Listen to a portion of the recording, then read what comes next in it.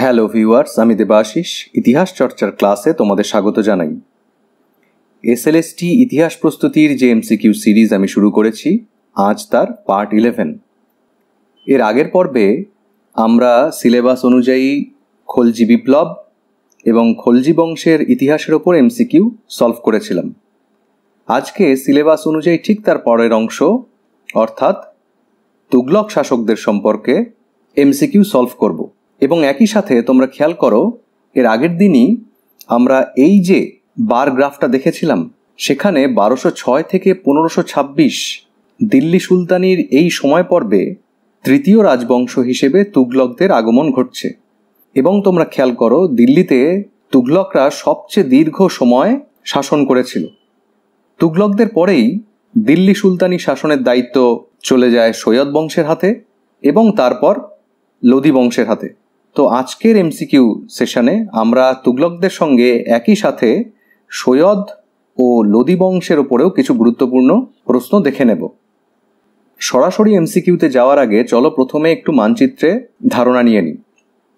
ভারতবর্ষের মানচিত্রে এই যে পার্পেল কালারের অংশ তোমরা দেখতে পাচ্ছ, এটি ছিল তুগলক ডাইনাস্টি। এই বিরাট যে সাম্রাজ্য, তা মূলত তৈরি হয়েছিল মোহাম্মদ বিন তুগলকের সময়কালে, এবং ওনার শাসনকালেই শেষের দিকে এই সাম্রাজ্য ক্রমশ ভাঙতে শুরু করে। বিভিন্ন আঞ্চলিক শক্তি বিদ্রোহ ঘোষণা করে ক্রমশ স্বাধীন হয়ে পড়তে থাকে, এবং দেখা যাচ্ছে যে লোদিদের সময়কালে এসে এই সাম্রাজ্য দিল্লিকে কেন্দ্র করে এই সীমার মধ্যে আবদ্ধ হয়ে যাচ্ছে। তো দিল্লি সুলতানির সাম্রাজ্য সীমার এই সংকীর্ণ আয়তন দেখেও নিশ্চয়ই তোমরা বুঝতে পারছো যে দিল্লি সুলতানির যে গৌরব রবি, তা কিন্তু অস্তাচলে গিয়েছিল এ সময়। তো যাই হোক, প্রাথমিক এই ধারণার উপর ভিত্তি করে চলো আমরা এবার এমসিকিউ সেশনটা শুরু করি। আজকের প্রথম প্রশ্ন হলো, দিল্লির সুলতানি যুগে কোন সুলতান সেনাবাহিনীকে দশমিক প্রথার ধাঁচে বিন্যস্ত করেছিলেন? প্রশ্নটি এসএলএসটি 2016, 11-12 এসেছিল। অপশনগুলো দেখো: গিয়াসউদ্দিন বলবন, আলাউদ্দিন খলজি, মোহাম্মদ বিন তুগলক, ফিরোজ তুগলক। তাহলে এর সঠিক উত্তর হচ্ছে অপশন সি, মোহাম্মদ বিন তুগলক। এই যে দশমিক প্রথার ধাঁচে সেনাবাহিনীকে বিন্যস্ত করা, এই বিষয়টা কি একটু দেখে নিই। মোহাম্মদ বিন তুগলক এই যে দশমিক প্রথার ধাঁচে বিন্যস্ত বা ডেসিমেল সিস্টেম উনি ওনার সেনাবাহিনীতে অ্যাপ্লাই করলেন, এই ধারণা উনি পেয়েছিলেন মঙ্গলদের কাছ থেকে। মঙ্গল নেতা চেঙ্গিস খাঁ উনি প্রথম এই ধরনের সেনা সংগঠন শুরু করেছিলেন। এই ছবিটা দেখলে তোমরা অনেকটা ধারণা করতে পারবে। খেয়াল করো, এখানে লেখা আছে কি একজন সোলজার, এই রকম 10 জন সোলজার নিয়ে তৈরি হতো একটা আরবান, এই রকম 10টি আরবান নিয়ে তৈরি হচ্ছে একটি জেগান, এই রকম 10টি জেগান নিয়ে তৈরি হচ্ছে একটি মিনগান, এবং 10টি মিনগান নিয়ে তৈরি হচ্ছে একটি তুমেন। অর্থাৎ সেনাবাহিনীকে ক্রমশ 10-এর গুণিতকে স্প্রেড করা হচ্ছে। প্রথমে 1, তারপরে 10, তারপরে 10-10-এ 100, তারপর 1000, তারপর 10,000, তারপর 1 লাখ অ্যান্ড সো অন। বোঝা যাচ্ছে? তো এই হচ্ছে ডেসিমেল সিস্টেম বা দশমিক প্রথা, যেটা মঙ্গলরা প্রথম চালু করেছিল চেঙ্গিস খানের সময় থেকে। মোহাম্মদ বিন তুগলক তার সেনা সংগঠনে এই প্যাটার্নকে ফলো করার চেষ্টা করেছিলেন। নেক্সট কোশ্চেন দেখো, কোন সুলতান প্রথম দুর্ভিক্ষ কোড বা ফেমিন কোড জারি করে দুর্ভিক্ষ কবলিত মানুষদের ত্রাণ সরবরাহ করেন? প্রশ্নটি এসএলএসটি 2016, 11-12 এসেছিল। অপশনগুলো দেখো: গিয়াসউদ্দিন বলবন, আলাউদ্দিন খলজি, মোহাম্মদ বিন তুগলক, ফিরোজ তুগলক। তাহলে সঠিক উত্তর হচ্ছে option C, Mohammad bin Tughlaq. Next question, রেহেলা গ্রন্থের লেখক কে ছিলেন? প্রশ্নটি এসএলএসটি 2016, 9-10 পরীক্ষা এসেছিল। অপশনগুলো দেখো: ইবন বতুতা, আমির খসরু, জিয়াউদ্দিন বরনি, মিনহাজুস সিরাজ। তাহলে সঠিক উত্তর হচ্ছে অপশন এ, ইবন বতুতা। ইবন বতুতার প্রকৃত নাম আবু আবদুল্লাহ মুহাম্মদ। রেহেলা ই হিন্দ বা রেহেলা যে গ্রন্থ, এটি একটি ভ্রমণ বৃত্তান্ত। এটি সুলতানি যুগের ভারত সম্পর্কে তথ্যের এক অপরূপ আকর গ্রন্থ। ওকে, নেক্সট কোশ্চেন দেখো, কোন সুলতানের সময় দাক্ষিণাত্যের বরঙ্গল রাজ্যটি সরাসরি দিল্লি সুলতানি সাম্রাজ্যের অন্তর্ভুক্ত হয়? অপশনগুলো দেখো। গিয়াসউদ্দিন তুগলক, মোহাম্মদ বিন তুগলক, ফিরোজ শাহ তুগলক, আলাউদ্দিন খলজি। তাহলে সঠিক উত্তর হচ্ছে অপশান এ, গিয়াসউদ্দিন তুগলক। ব্যাপারটাকে একটু মানচিত্রে দেখো। এই হচ্ছে দক্ষিণ ভারতের বরঙ্গল রাজ্য, বর্তমান তেলেঙ্গানায় এই রাজ্যটি অবস্থিত। তো গিয়াসউদ্দিন তুগলকের সময় এই বরঙ্গল রাজ্যটি দিল্লি সুলতানি সাম্রাজ্যের অন্তর্ভুক্ত হয়েছিল এবং এই বিষয়ে গিয়াসউদ্দিন তুগলক তার জ্যেষ্ঠ পুত্র জুনা খাঁকে এই বরঙ্গল দখলের যে অভিযান, সেই অভিযানের নেতৃত্বে পাঠিয়েছিলেন। 1323 খ্রিস্টাব্দে জুনা খাঁর নেতৃত্বে সুলতানি বাহিনী সফল হচ্ছে এবং বরঙ্গল পরাজয় স্বীকার করে বশ্যতা স্বীকার করছে। বরঙ্গলের রাজা এই সময় ছিলেন প্রতাপরুদ্র দেব এবং তার সম্পূর্ণ পরিবারকে দিল্লিতে এই সময় পাঠিয়ে দেওয়া হচ্ছে। জুনা খাঁকে বরঙ্গলের শাসনকর্তা হিসেবে নিযুক্ত করা হচ্ছে। এটা তোমরা একটু মনে রেখো, অনেক সময় এই জায়গা থেকেও এমসিকিউতে প্রশ্ন রাখা হয়। নেক্সট কোশ্চেন, সুলতানি সাম্রাজ্যের কোন সুলতানের সঙ্গে সুফি নিজামউদ্দিন আউলিয়ার দ্বন্দ্ব ঘটেছিল? অপশনগুলো দেখো। আলাউদ্দিন খলজি, গিয়াসউদ্দিন তুগলক, ফিরোজ শাহ তুগলক, মোহাম্মদ বিন তুগলক। তাহলে সঠিক উত্তর হচ্ছে অপশন বি, গিয়াসউদ্দিন তুগলক। বিষয়টা আর একটু বিস্তারে দেখো। ইবন বতুতার বক্তব্যের সূত্র ধরে সমকালীন অনেক ঐতিহাসিক বলেছেন যে সুলতান গিয়াসউদ্দিন তুগলকের বাংলা অভিযানের সময় 1324 খ্রিস্টাব্দে নিজামউদ্দিন আউলিয়া এবং তার জ্যেষ্ঠ পুত্র জুনা খাঁ ষড়যন্ত্রে লিপ্ত হয়েছিলেন। নিজামউদ্দিনের প্রতি সুলতান অসন্তুষ্ট ছিলেন, কারণ সুলতান আগের দান করা সম্পত্তি ফেরত চাইলে নিজামউদ্দিন তা দিতে অস্বীকার করেছিলেন। তাই ক্ষুব্ধ সুলতান বাংলা থেকে দিল্লি ফেরার আগেই সুফি সন্তকে অর্থাৎ নিজামউদ্দিন আউলিয়াকে দিল্লি ত্যাগের নির্দেশ দিয়েছিলেন। নেক্সট কোশ্চেন দেখো, কোন সুলতানের শাসনকালে প্রথম রাষ্ট্রীয় উদ্যোগে সেচ খাল খনন করা হয়েছিল? অপশনগুলো দেখো। গিয়াসউদ্দিন তুগলক, মোহাম্মদ বিন তুগলক, ফিরোজ শাহ তুগলক, আলাউদ্দিন খলজি। তাহলে এখানে সঠিক উত্তর হচ্ছে অপশান এ, গিয়াসউদ্দিন তুগলক। ওনার সময় প্রথম রাষ্ট্রীয় উদ্যোগে সেচ খাল খনন করা হয়েছিল। যদিও এ প্রসঙ্গে বলে রাখি যে পরবর্তী তুগলক শাসক ফিরোজ শাহ তুগলক একাধিক সেচ খাল, উল্লেখযোগ্য সেচ খাল উনি খনন করেছিলেন চাষের উন্নতির জন্য। তো সেটা আমি এখানে দিয়ে দিচ্ছি, তোমরা একটু দেখে নাও। দেখো, ফিরোজ শাহ তুগলকের সময়ের গুরুত্বপূর্ণ যে খাল, একটি খাল হচ্ছে যমুনা থেকে হিসার পর্যন্ত 150 মাইল, শতদ্রু থেকে ঘরঘরা 96 মাইল, শিরমুর থেকে হানসি, ঘরঘরা থেকে ফিরোজাবাদ আর যমুনা থেকে ফিরোজাবাদ। এই 5টি উল্লেখযোগ্য খাল ফিরোজ শাহ তুগলকের সময় খনন করা হয়েছিল। ওকে, নেক্সট কোশ্চেন দেখো, দিল্লির নিকট তুগলকাবাদ নামক দুর্গ শহরটি কে নির্মাণ করেছিলেন? অপশনগুলো দেখো। গিয়াসউদ্দিন তুগলক, মোহাম্মদ বিন তুগলক, ফিরোজ শাহ তুগলক, নাসিরউদ্দিন মোহাম্মদ শাহ। তাহলে সঠিক উত্তর হচ্ছে অপশান এ, গিয়াসউদ্দিন তুগলক। এই গিয়াসউদ্দিন তুগলক ছিলেন দিল্লিতে তুগলক বংশের প্রতিষ্ঠাতা। নেক্সট কোশ্চেন, জুনা খাঁর অপর নাম কি? একটু আগেই আমরা জুনা খাঁর উল্লেখ পেয়েছি, গিয়াসউদ্দিন তুগলকের জ্যেষ্ঠ পুত্র। তাহলে ইতিহাসে তিনি কি নামে সমধিক প্রসিদ্ধ? চলো দেখে নিই অপশনগুলো। গিয়াসউদ্দিন তুগলক, মোহাম্মদ বিন তুগলক, ফিরোজ শাহ তুগলক, বহলুল লোদি। তাহলে এখানে সঠিক উত্তর হচ্ছে অপশন বি, মোহাম্মদ বিন তুগলক। ফখরুদ্দিন মোহাম্মদ জুনা খাঁ এই ছিল সম্পূর্ণ নাম, যিনি সিংহাসনে বসার পর মোহাম্মদ বিন তুগলক এই নামেই খ্যাত হয়েছিলেন। আর এই যে গিয়াসউদ্দিন তুগলক, ওনার যে প্রকৃত নাম বা পূর্ব নাম তা হচ্ছে গাজী মালিক। ঠিক আছে, সিংহাসনে বসার পর উনি গিয়াসউদ্দিন তুগলক এই উপাধি নিচ্ছেন। তো এটাও তোমরা মনে রাখবে, পরীক্ষা অনেক সময় গাজী মালিক কে ছিলেন এইভাবেও কোশ্চেন আসতে পারে। নেক্সট কোশ্চেন, কোন সুলতান তার রাজধানী দিল্লি থেকে দেবগিরি বা দৌলতাবাদে স্থানান্তরিত করেন? অপশনগুলো দেখো। মোহাম্মদ বিন তুগলক, ফিরোজ শাহ তুগলক, গিয়াসউদ্দিন তুগলক, আলাউদ্দিন খলজি। তাহলে এখানে সঠিক উত্তর হচ্ছে অপশান এ, মোহাম্মদ বিন তুগলক। আমরা মানচিত্রে একবার দেখে নিই। দেখো, এই হচ্ছে দিল্লি এবং দাক্ষিণাত্যে এই হচ্ছে দেবগিরি। এই দিল্লি থেকে দেবগিরিতে রাজধানী স্থানান্তরিত হচ্ছে মোহাম্মদ বিন তুগলকের সময়কালে। তো এই রাজধানী স্থানান্তরের যে সিদ্ধান্ত, এটা গৃহীত হয়েছিল সম্ভবত 1326-27 খ্রিস্টাব্দ নাগাদ। নেক্সট কোশ্চেন, দিল্লির কোন সুলতান তার প্রজাদের 24 রকম করের হাত থেকে অব্যাহতি দিয়েছিলেন? অপশনগুলো দেখো, মুবারক শাহ খলজি, গিয়াসউদ্দিন তুগলক, ফিরোজ শাহ তুগলক, মোহাম্মদ বিন তুগলক।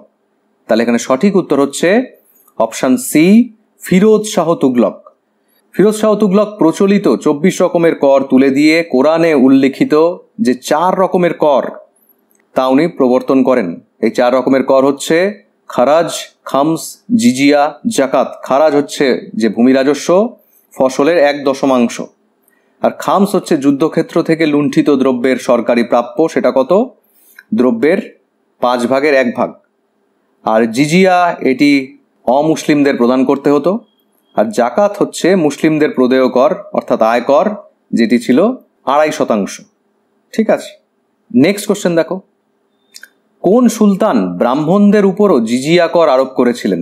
অপশনগুলো দেখো, গিয়াসউদ্দিন তুগলক, মোহাম্মদ বিন তুগলক, আলাউদ্দিন খলজি, ফিরোজ শাহ তুগলক।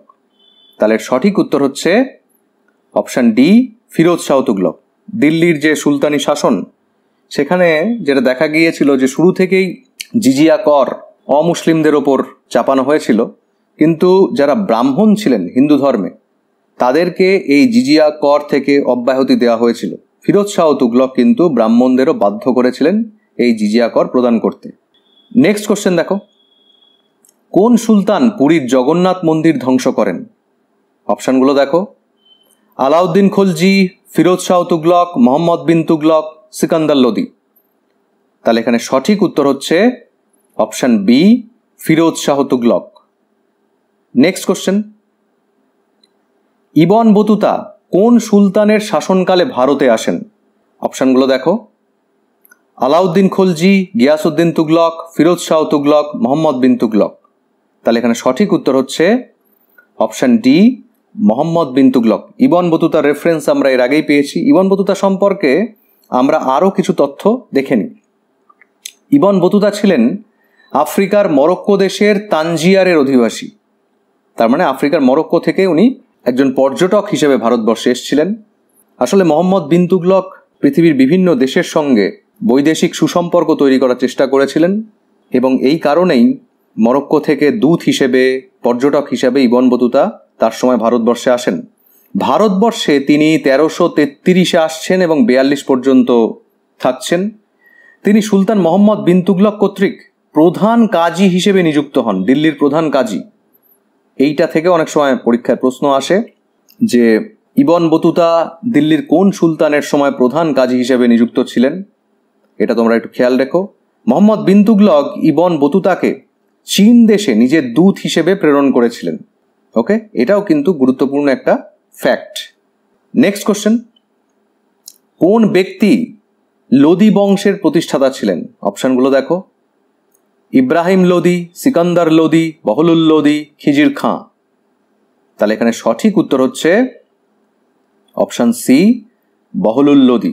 আর খিজির খাঁ ছিলেন দিল্লিতে সৈয়দ বংশের প্রতিষ্ঠাতা এবং খিজির খাঁই একমাত্র শাসক যিনি সুলতান এই অভিধা কিন্তু গ্রহণ করেননি। এখানে আরেকটু দেখে নাও, 1451 খ্রিস্টাব্দে দিল্লিতে লোদি বংশের প্রতিষ্ঠা হচ্ছে। আর লোদিরা জাতিতে ছিলেন আফগান। আমরা এই যে সম্পূর্ণ দিল্লি সুলতানি যুগের সময়কাল, মানে 1206 থেকে 1526, এই সময় পর্বকে তুর্কো আফগান যুগের সময় পর্ব বলে থাকি।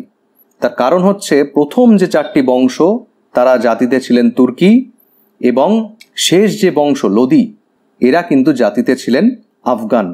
ওকে, নেক্সট কোশ্চেন, দিল্লির সুলতানদের মধ্যে কে প্রথম নিজেকে খলিফার ভৃত্য বা খলিফার নায়েব বলে ঘোষণা করেন?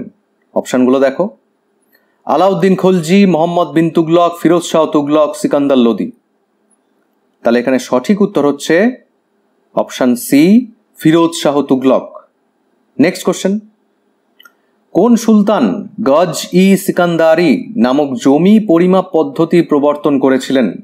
অপশনগুলো দেখো, ইব্রাহিম লোদি, বহলুল লোদি, সিকান্দার লোদি, খিজির খাঁ। তাহলে এখানে সঠিক উত্তর হচ্ছে অপশন সি, সিকান্দার লোদি। সিকান্দার লোদি ছিলেন লোদি বংশের সর্বশ্রেষ্ঠ শাসক। নেক্সট কোশ্চেন, সম্রাট প্রজাদের কাছ থেকে মুক্ত, প্রজারা তাদের সম্রাটের কাছ থেকে। কার মৃত্যুতে ঐতিহাসিক বদাউনি এই উক্তি করেন? অপশানগুলো দেখো, আলাউদ্দিন খলজি, ফিরোজ শাহ তুগলক, মোহাম্মদ বিন তুগলক, ইব্রাহিম লোদি।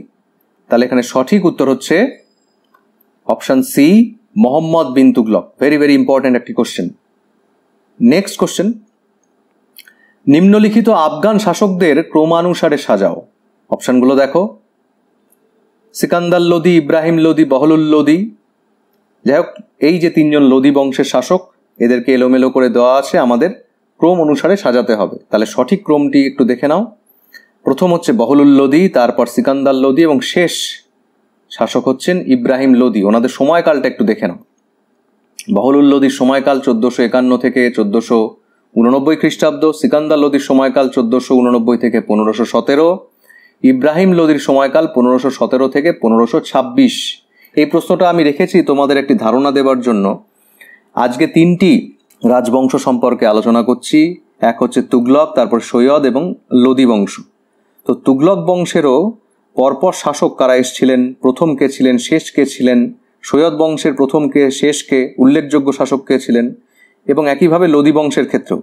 এইগুলো তোমরা অবশ্যই যখন নিজেরা নোট করবে, তৈরি করবে, কারণ ক্রোনোলজিক্যাল অর্ডারে প্রশ্ন থাকতে পারে। কোনো রাজবংশের প্রতিষ্ঠাতা কে ছিলেন সেটা প্রশ্নে থাকতে পারে, বা কত সালে সেই রাজবংশ প্রতিষ্ঠা হচ্ছে সেই ধরনের প্রশ্ন আসতে পারে। সব তো দেওয়া সম্ভব না আমার পক্ষে। আমি মোটামুটি একটা ধারণা দিয়ে যাচ্ছি এবং কিছু গুরুত্বপূর্ণ প্রশ্ন তোমাদের জন্য নির্বাচন করছি, যেগুলো নিশ্চয়ই তোমাদের পরীক্ষায় কাজে আসবে। ঠিক আছে, তাহলে নেক্সট কোশ্চেন দেখো, দিল্লির কোন সুলতান কৃতদাসদের জন্য একটি পৃথক দপ্তর সৃষ্টি করেছিলেন? অপশানগুলো দেখো, ফিরোজ শাহ তুগলক, মোহাম্মদ বিন তুগলক, ইব্রাহিম লোদি, সিকান্দার লোদি। তাহলে এখানে সঠিক উত্তর হচ্ছে option A, Firoz Shah Tughlaq. Next question, Muhammad bin তুগলকের আমলে কোন মঙ্গল নেতা শক্তিশালী বাহিনী নিয়ে ভারত সীমান্ত পার হন? অপশানগুলো দেখো, ইকবাল মন্দ, তরমাশিরিন, চেঙ্গিস খাঁ, হলাগু। তাহলে এখানে সঠিক উত্তর হচ্ছে অপশান বি, তরমাশিরিন। মোহাম্মদ বিন তুগলকের সময় যে একমাত্র মঙ্গল আক্রমণ হয়েছিল তা হয়েছিল এই তরমাশিরিন খাঁর নেতৃত্বে। নেক্সট কোশ্চেন, ফিরোজ তুগলক উলেমাদের অনুমতি নিয়ে ফসলের 1/10 যে সেচ কর আদায় করেছিলেন তার নাম কি? অপশানগুলো দেখো, হক ই শার্ব, উশর, খামস, খারাজ। তাহলে এখানে সঠিক উত্তর হচ্ছে অপশান এ, হক ই শার্ব বা সাব। এর আগের একটি প্রশ্নতেই আমরা দেখেছি যে ফিরোজ শাহ তুগলকের সময় উল্লেখযোগ্য 5টি সেচ খাল এরকম খনন করা হচ্ছে।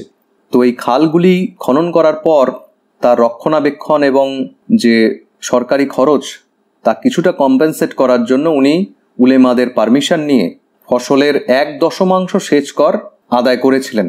কারণ ইতিপূর্বেই আমরা এটাও জেনেছি যে ফিরোজ তুগলক 24 রকমের কর তুলে দিয়েছিলেন এবং উনি কোরআন বর্ণিত শুধুমাত্র 4 রকমের করই রেখেছিলেন।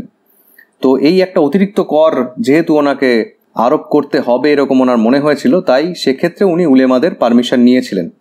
তো ওনার এই সমস্ত কর্মকাণ্ড থেকে নিশ্চয়ই বোঝা যাচ্ছে যে ধর্মীয় ব্যাপারে উনি কতটা রক্ষণশীল ছিলেন, তাই তো?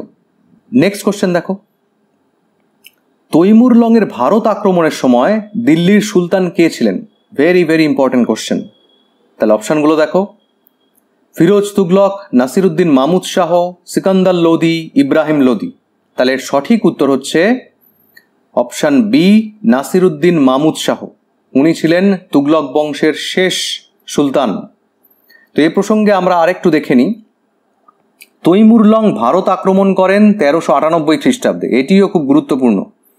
অনেক সময় তৈমুর লং কবে ভারত আক্রমণ করেন সাল দিয়েও এমসিকিউতে প্রশ্ন থাকতে পারে।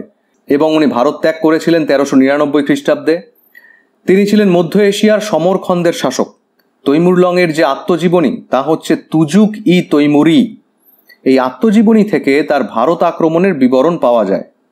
নেক্সট কোশ্চেন দেখো, ফিরোজ শাহ তুগলক অশোকের 2টি স্তম্ভলিপিকে কোন কোন স্থান থেকে তুলে এনে দিল্লিতে প্রতিষ্ঠা করেন?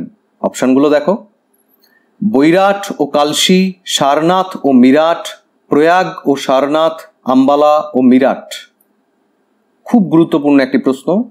এর সঠিক উত্তর হচ্ছে অপশান ডি, আম্বালা ও মিরাট। তোমরা হয়তো কোনো কোনো বইতে অপশানে তোপরা ও মিরাট এই রকম পাবে।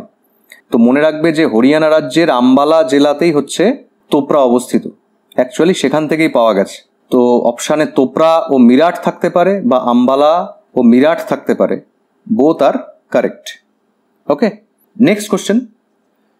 দালাইল-ই ফিরোজ শাহী কোন ভাষায় লিখিত? অপশানগুলো দেখো, তুর্কি, হিন্দি, ফার্সি, আরবি।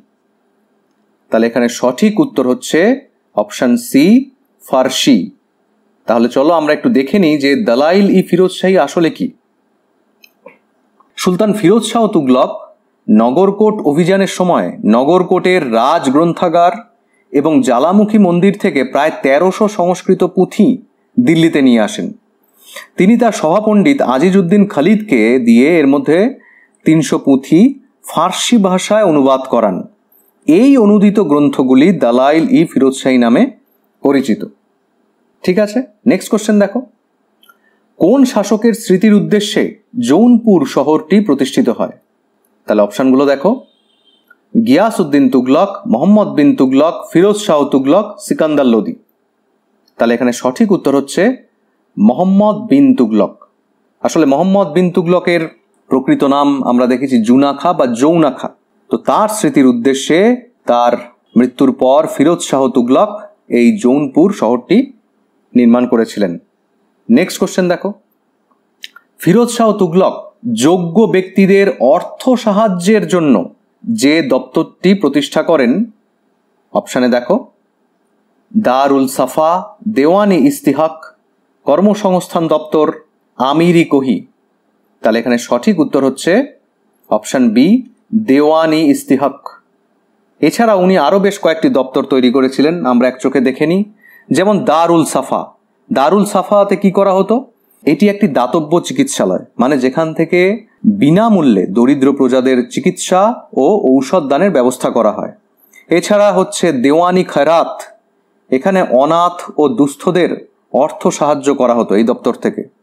কর্মসংস্থান দপ্তরের মাধ্যমে যোগ্যতা অনুযায়ী বেকার যুবকদের চাকরিতে নিয়োগের ব্যবস্থা করা হয়। আর এই যে তোমরা দেখছো আমিরি কোহি, এটি ছিল একটি এগ্রিকালচারাল ডিপার্টমেন্ট যেটি মোহাম্মদ বিন তুগলক প্রতিষ্ঠা করেছিলেন। Next question. মোহাম্মদ বিন তুগলক যে কারণে দেবগিরিতে তার রাজধানী স্থানান্তর করেন, অপশানগুলো দেখো, দেবগিরির সাম্রাজ্যের কেন্দ্রীয় অবস্থান, মঙ্গল আক্রমণের ক্ষেত্রে দিল্লির নিরাপত্তাহীনতা, দক্ষিণ ভারতে ইসলামীয় সংস্কৃতির বিস্তার, উপরোক্ত সবগুলি। এখানে সঠিক উত্তর হচ্ছে অপশান ডি, উপরোক্ত সবগুলি। তাহলে অপশান ডি কে কেন সঠিক উত্তর হিসেবে বাছা হলো, চলো আমরা মানচিত্রের মাধ্যমে বিষয়টা একটু দেখে নিই। দেখো, এই হচ্ছে মোহাম্মদ বিন তুগলকের সময় তুগলক সাম্রাজ্য। মোহাম্মদ বিন তুগলক দিল্লি থেকে দেবগিরিতে ওনার রাজধানীকে ট্রান্সফার করেছিলেন। ওকে, তো প্রথম অপশানে বলা হচ্ছে যে দেবগিরির সাম্রাজ্যের কেন্দ্রীয় অবস্থান। তো খেয়াল করো যে উত্তর, পূর্ব এবং দক্ষিণ ভারতে ওনার যে টেরিটরি ছিল তার থেকে প্রায় সমান দূরত্বে ছিল দেবগিরির অবস্থান। তো এটা সঠিক বলা যেতে পারে। মঙ্গল আক্রমণের ক্ষেত্রে দিল্লির নিরাপত্তাহীনতা, দিল্লির অবস্থান তোমরা খেয়াল করো, এবং মঙ্গলরা এই উত্তর পশ্চিম দিক থেকে দিল্লি আক্রমণ করত, এটা আমরা সবাই জানি। তো সেক্ষেত্রে এই বিন্ধ্য পর্বত পেরিয়ে যদি তার আড়ালে এই দেবগিরিতে রাজধানীকে স্থানান্তর করা যায়, তাহলে মঙ্গলরা চট করে দেবগিরিতে আক্রমণ করতে পারবে না, এটা ওনার মনে হয়েছিল। আর সবচেয়ে ইম্পর্টেন্ট যে কারণটি, তা হচ্ছে দক্ষিণ ভারতে ইসলামীয় সংস্কৃতির বিস্তার। আমরা কি জানছি যে আলাউদ্দিন খলজি প্রথম দক্ষিণ ভারতে সাফল্যের সঙ্গে ওনার সামরিক অভিযান পরিচালনা করেছিলেন, যদিও দেবগিরি ছাড়া খলজিদের সময় পর্বে কিন্তু দাক্ষিণাত্যে সেইভাবে সরাসরি সুলতানি সাম্রাজ্যের অন্তর্ভুক্ত হয়নি। মোহাম্মদ বিন তুগলকের সময় আমরা দেখতে পাচ্ছি যে দক্ষিণ ভারতের একটা বিরাট অংশ দিল্লি সুলতানির অন্তর্ভুক্ত হচ্ছে, যদিও তখনও পর্যন্ত দক্ষিণ ভারতে মুসলিম সংস্কৃতি বলো বা মুসলিম ধর্মাবলম্বী মানুষই বলো, তারা সেইভাবে ছিল না। এখানে বেশিরভাগ হিন্দু ধর্মাবলম্বী মানুষ ছিলেন। তো মোহাম্মদ বিন তুগলকের মনে হয়েছিল যে উনি যদি ওনার রাজধানীকে দেবগিরিতে স্থানান্তর করেন তাহলে দক্ষিণ ভারতেও ইসলামীয় সংস্কৃতিকে উনি সফলভাবে ছড়িয়ে দিতে পারবেন। তো এ থেকে আমরা বলতেই পারি যে এই যে তিনটি স্টেটমেন্ট ছিল সবগুলি সত্য। নেক্সট কোশ্চেন, নিচের কোনটির সঙ্গে মোহাম্মদ বিন তুগলক যুক্ত ছিলেন না? অপশানগুলো দেখো। কল্যাণের মন্দির পুনর্নির্মাণ, আমির-ই-কোহি স্থাপন, রেশনিং ব্যবস্থা প্রবর্তন, হোলিতে অংশগ্রহণ করা। তাহলে এখানে সঠিক উত্তর হচ্ছে অপশান সি, রেশনিং ব্যবস্থা প্রবর্তন। আমরা গতদিনের এমসিকিউ থেকেই জেনেছি যে রেশনিং ব্যবস্থা প্রবর্তন করছেন আলাউদ্দিন খলজি, আর কল্যাণে যে হিন্দু মন্দির তা পুনর্নির্মাণ মোহাম্মদ বিন তুগলক করে দিয়েছিলেন। আমির-ই-কোহি নামক যে কৃষি দপ্তর তা ওনার সময় তৈরি হয়েছিল, এবং দিল্লি সুলতানি শাসকদের মধ্যে একমাত্র মোহাম্মদ বিন তুগলকই হিন্দুদের যে হোলি উৎসব সেই উৎসবে উনি পার্টিসিপেট করতেন। নেক্সট কোশ্চেন, দিল্লির কোন সুলতান প্রতীকী মুদ্রার প্রচলন করেন? অপশানগুলো দেখো। আলাউদ্দিন খলজি, মোহাম্মদ বিন তুগলক, ফিরোজ শাহ তুগলক, সিকান্দার লোদি। তাহলে সঠিক উত্তর হচ্ছে অপশান বি, মোহাম্মদ বিন তুগলক। এই প্রতীকী মুদ্রা হিসেবে উনি ব্রোঞ্জ বা তামার মুদ্রা প্রবর্তন করেছিলেন, এবং সময়টা হচ্ছে 1329-30 খ্রিস্টাব্দ নাগাদ। নেক্সট কোশ্চেন দেখো, সুলতানি যুগের আকবর কাকে বলা হয়? অপশানগুলো দেখো। ফিরোজ শাহ তুগলককে, খিজির খাঁকে, ইব্রাহিম লোদিকে, সিকান্দার লোদিকে। তাহলে এখানে সঠিক উত্তর হচ্ছে option A, Firoz Shah তুগলককে।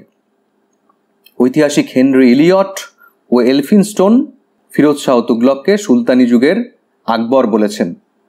Next question দেখো, কুতুব মিনার বর্তমানে যে অবস্থায় সেটি শেষ পর্যন্ত পুনঃসংস্কার করেছিলেন। অপশানগুলো দেখো। কে পুনঃসংস্কার করেছিলেন? মোহাম্মদ বিন তুগলক, সিকান্দার লোদি, ফিরোজ শাহ তুগলক, আলাউদ্দিন আলম শাহ। তাহলে এখানে সঠিক উত্তর হচ্ছে অপশান সি, ফিরোজ শাহ তুগলক। এ প্রসঙ্গে আমরা আরেকটু জেনে নিই। সুলতান ইলতুৎমিশের সময় এই মিনারটি অর্থাৎ কুতুব মিনারটি ছিল 4 তলা এবং উচ্চতা ছিল 225 ফুট। বজ্রাঘাতে মিনারের চতুর্থ তলটি ভেঙে যাওয়ার পর ফিরোজ তুগলক 2টি ছোট ছোট তল নির্মাণ করে সংস্কার করেন, ফলে উচ্চতা বেড়ে দাঁড়ায় 240 ফুট।